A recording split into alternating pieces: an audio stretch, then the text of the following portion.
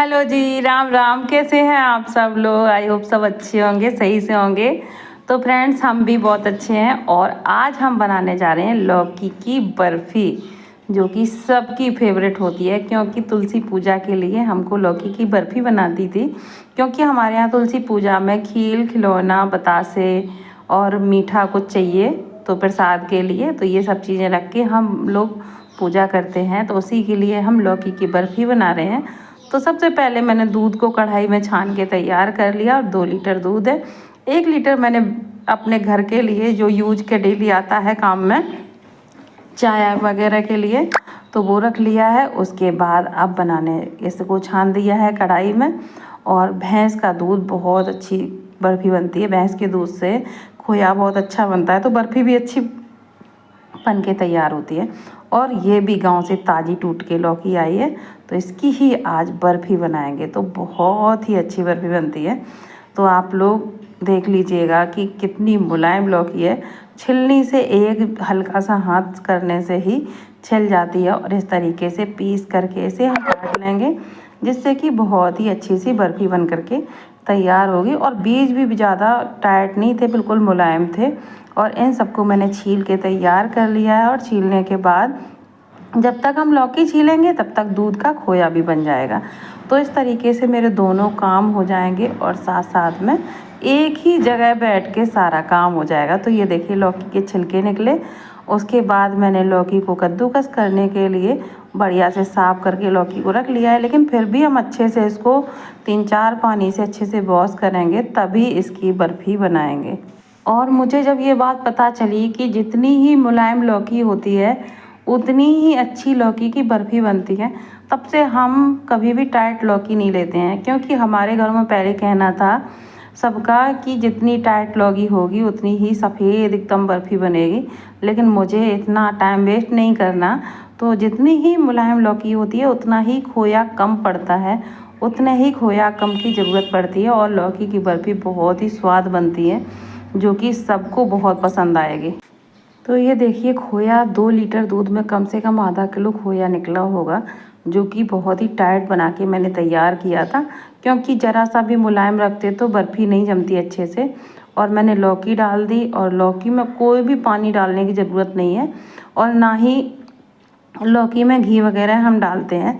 बस ऐसे ही लौकी डाल के, और उसमें जैसे 1-2 किलो लौकी के लच्छे हैं तो उसमें 1 किलो चीनी डाल दो और बढ़िया सी बर्फ़ी बन करके तैयार हो जाती है। और बहुत ही स्वाद बनती है। अगर आपको ज़्यादा ही चीनी पसंद है तो आप उसमें 1.5-2 किलो चीनी भी डाल सकते हैं, जिससे कि बर्फ़ी आपको एकदम पीसेस में अच्छे मिलेंगे। और थोड़ी सी चीनी ज़्यादा लगने लगती है, तो हम तो चीनी ज़्यादा नहीं डालते हैं। और इस टाइम आप देख सकते हैं कि इसमें कितना ज़्यादा पानी निकल रहा है, पानी छोड़ देती है ये।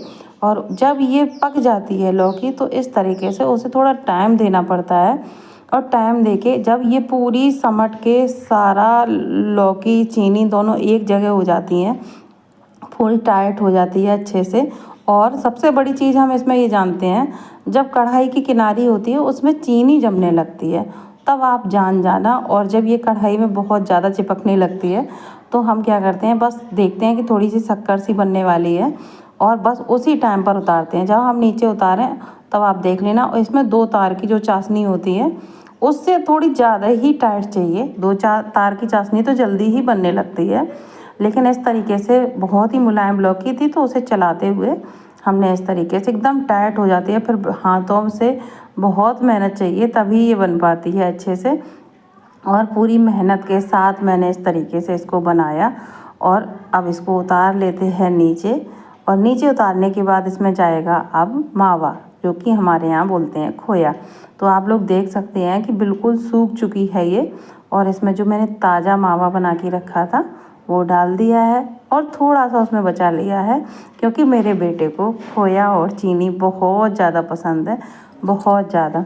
तो मैंने दोनों चीज़ें इसमें डाल दी हैं, खोया और चीनी। खोया और लौकी का लच्छा सब मिक्स कर देंगे। और मिक्स करने के बाद इसे अच्छे से मिला देंगे। जितना ही आप इसे मिलाएंगे उतनी ही जल्दी ये जमकर तैयार हो जाएगी। और मैंने इसमें डाल दिया इलायची का पाउडर, जिसे मैंने कूट के अच्छे से खल्लड़ में रख लिया था। और उससे डालने के बाद चीनी की चीज़ का स्वाद दुगना हो जाता है। तो अब आप लोग देख सकते हैं हलवे जैसा एकदम हो गया है। और इसे मैंने अच्छे से मैश भी कर दिया, क्योंकि खोया ताज़ा था तो कोई पपड़ी वगैरह नहीं थी, जिससे कि बहुत ही अच्छे से घुट गया और मिल करके तैयार हो गया। और इसके बाद मैंने थालियों को पहले से ही रख लिया था तैयार करके। और फ्रेंड्स, उसमें भी हम कोई चीनी तरी में नहीं लगाते, वो घी नहीं लगाते हैं, क्योंकि घी लगाने से क्या हो जाता है कि घी की स्मेल से आती है। आजकल घी तो अच्छे आते नहीं हैं, तो इसीलिए हम घी बहुत ही कम इसमें यूज करते हैं। जो खोया में होता है उसी से अच्छे से पीसेस कट जाते हैं, अच्छे से जम जाती है, दोनों चीज़ें हो जाती हैं। तो मैंने इस तरीके से इसे तैयार कर लिया है और थाली में जमा भी दिया है। तो ज़्यादा पतला हम नहीं जमाते हैं, थोड़ा मोटा सा ही जमा के तैयार कर लिया है। और जमाने के बाद बर्फ़ी एक थाली की रेडी हो चुकी है। अब जमाते हैं दूसरी थाली में।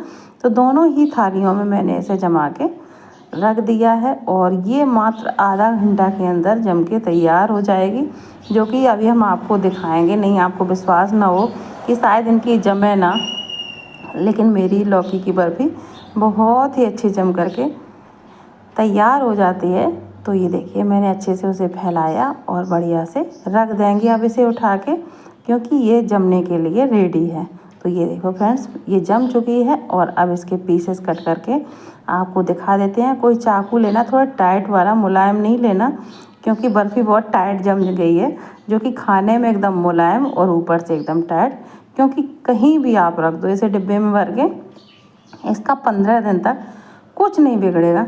और हम फ्रेंड्स कभी भी लौकी की बर्फ़ी फ्रिज में स्टोर करके नहीं रखते हैं, क्योंकि फ्रिज में बर्फ़ी रखने से वो हमेशा जब आप किसी के सामने उसे निकाल के रखेंगे, किसी को पानी पिलाने के लिए, तो उसमें से पानी जैसा निकलने लगता है, एकदम पसेव छूटने लगता है। और जब वो पसीजती है तब वो मुझे बर्फ़ी बिल्कुल भी पसंद नहीं आती है। मुझे ऐसे ही सूखी सूखी सी बर्फ़ी अच्छी लगती है, और जो कि मेरी बहुत ही अच्छे से जम चुकी है। तो ये देखिए।